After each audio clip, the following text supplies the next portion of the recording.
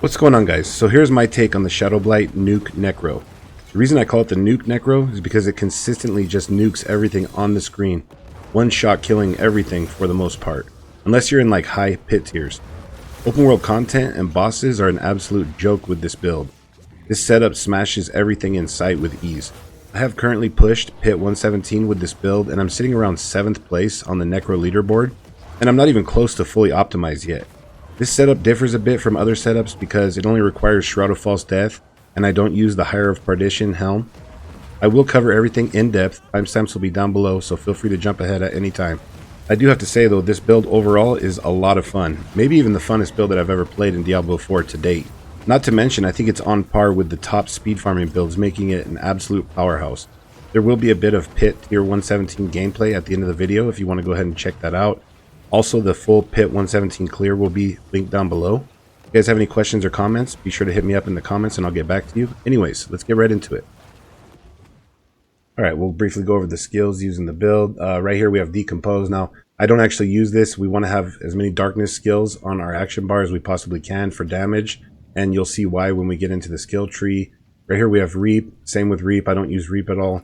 Right here we have Blight. We do use this. Now, for open world content, I mean, for everything aside from high tiers of the pit, you don't need to use Blight at all. Now, when you're in high tiers of the pit, though, you can use Blight. Right here, we have Corpse Explosion. Now, I don't actually use Corpse Explosion at all either. This is just another darkness skill that we have on our action bar. Right here, we have Corpse Tendrils. Obviously, we group enemies up with Corpse Tendrils. We can crowd control, slow them down. Basically, we get, a lot more damage buffs when we use this as well. And then right here, we have Decrepify. Now, we don't actually curse. We don't even have that on our action bar. We have our curse set up with our runes. And then down here we have the bread and the butter, Soulrift. I mean, in open world content and everything else, this is pretty much a one button build. You just run around, smashing Soulrift and everything just gets annihilated all around you. We are able to consistently cast this because of our new power. It turns it into a core skill and it has no cooldown. But this is the main way that we are going to be proccing Shadowblight, which is our main damage dealer. As for the Book of the Dead, we're going to go ahead and sacrifice everything. Up top, we get the bonus from the Reapers right here. As for the mages, we get the bonus right here on the cold mages. And then as for the golem, we sacrifice the iron golem for this bonus right here to critical strike damage. For the mercenaries, we use Subo. We're going to run this down over here and go ahead and get this 25% multiplier to critical strike damage. And then for our reinforcement, we go with Alkin. And then we're going to go ahead and use the Haunt, which is going to deal shadow damage over time to also help proc our Shadowblight. Now into the Chaos perks, starting off with this one right here, Alter the Balance. You can see right there your base core skills are now empowered as ultimate skills and cost no essence but have a 20-second cooldown. Right there your base ultimate skills are now altered to core skills and have no cooldown but cost 50 essence. So this is how we're able to just spam Soulrift over and over. We're going to go ahead and go with Crazy Brew right here. It does give our healing potion a cooldown, but it makes it where it doesn't cost any resource to cast anything. And we get 80% increased attack speed during the 5-second duration. There is a 15-second cooldown on this, but we do have some cooldown reduction, so it's actually less than that. Right here we have Accelerating Chaos for a burst of damage on lucky hit, and also it can lower our cooldowns. And then right here we have Erupting Chaos, and basically this is going to give us more damage over time to help proc Shadowblight even more. Our main damage is proccing Shadowblight and getting a nice chunk of damage from that every time that it procs, and we want to be proccing that as often as possible. Alright, now we'll go into the gear and aspects. Really quickly, you can see my stats right here.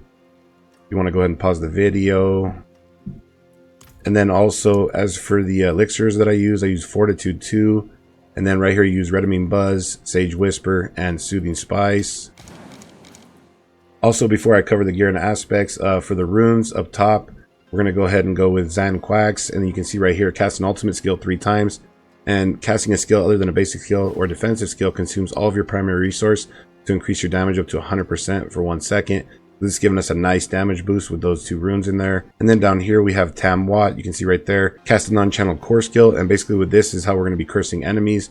Now, you only really need this when you're in like higher pit tiers. When I'm running around with open world content, I just use Seer and Jaw right here for the teleport. It's nice. It makes it to where you can speed farm a lot quicker, like in Infernal Hoards or just whatever you're doing. I mean, you're just teleporting all over the place and just smashing on everything. All right, now into the gear up top. Now you can see right here we have Lidless Wall for our helmet. Obviously this is Chaos Armor. You might be wondering, why do we use Lidless Wall? Well, the main reason is you can see right there, plus 80% main hand weapon damage, because normally you would have this like on your shield, but with the Chaos Armor, we're able to have it, you know, on our helmet or other places, and that's a huge damage boost, especially when we're using a two-handed weapon. So we're getting 80% more damage out of our two-hander with that. Now, really quickly, you can see down here, I have Ebon Piercer for my pants.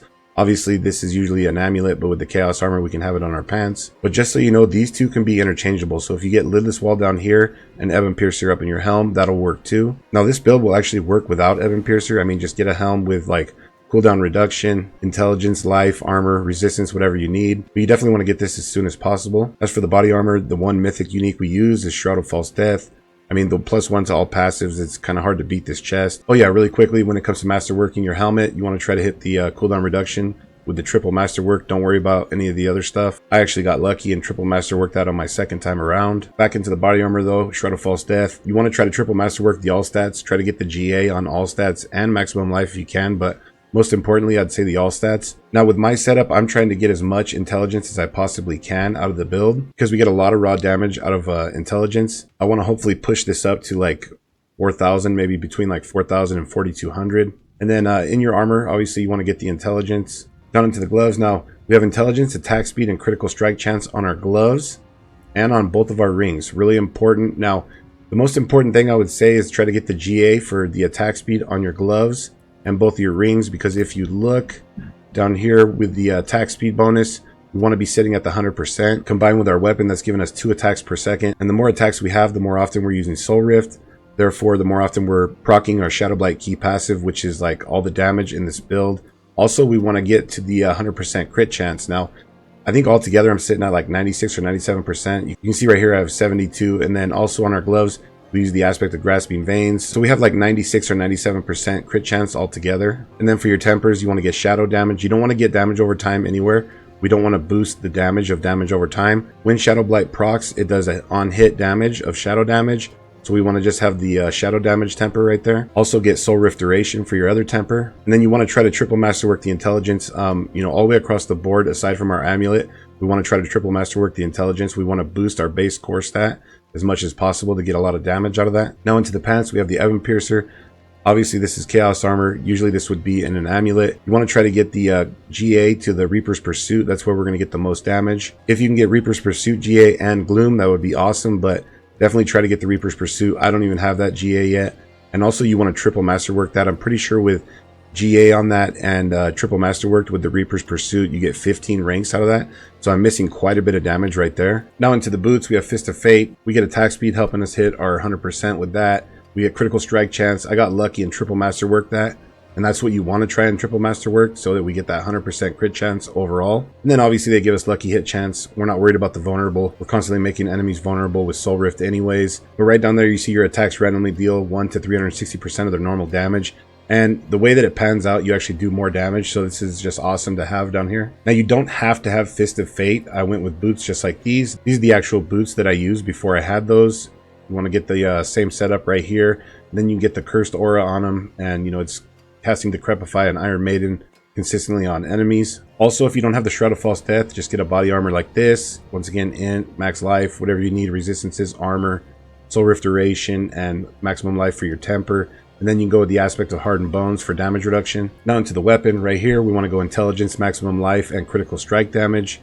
Obviously, you want to try to get GAs wherever you can, but really important, I would say, on the intelligence. Now, when it comes to the tempers, you want to get shadow damage once again, and ranks to finality. This and the amulet are the two pieces of gear that you don't want to triple masterwork the intelligence. Right here, I want to triple masterwork the finality, so I'm actually missing damage right there as well. Second best though would be the 2 on finality and 1 to intelligence. You're going to want to go with the blighted aspect right here. You can see right there, consecutive hits with Shadowblight key passive deal up to 70% increased damage for each hit, resetting after 6 seconds. So this is constantly just boosting our damage. Try to get an amulet just like this. You definitely want to get a GA on the intelligence. You want to get attack speed, and then you can just go ahead and put on ranks to Gloom. Now, if you get a GA ranks to Gloom on there as well, that'd be awesome.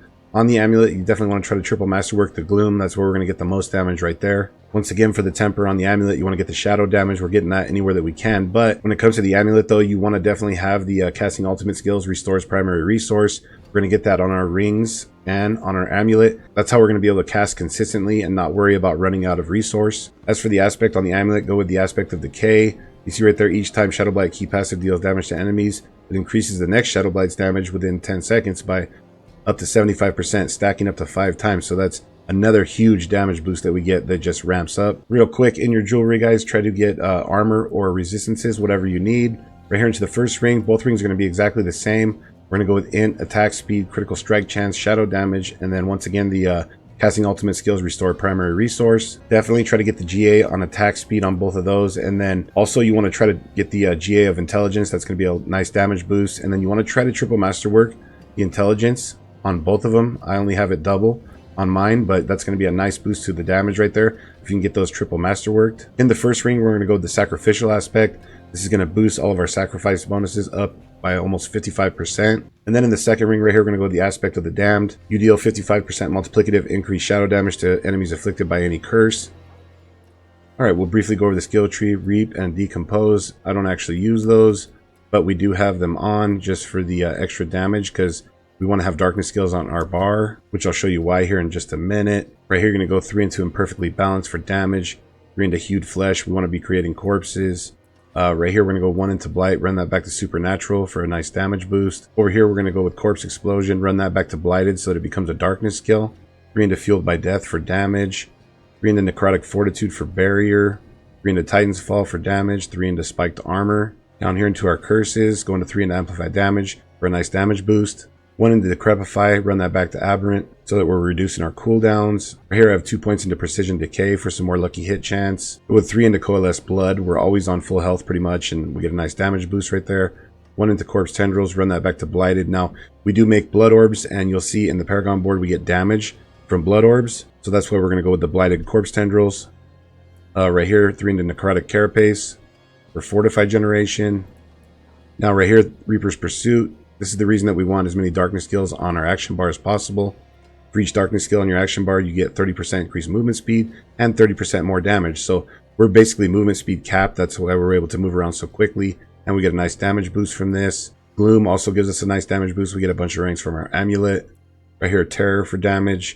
And then down here, Crippling Darkness. We want to get 3 points into this so that we're constantly stunning enemies, especially in the pit. This helps out quite a bit.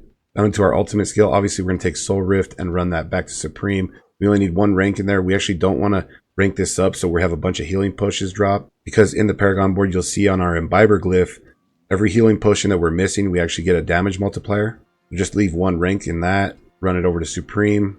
Right here, max out Finality. Obviously we get a 70% multiplier whenever we cast an ultimate, and we're constantly casting our ultimate. 3 in the Memento Mori to boost up our sacrifices.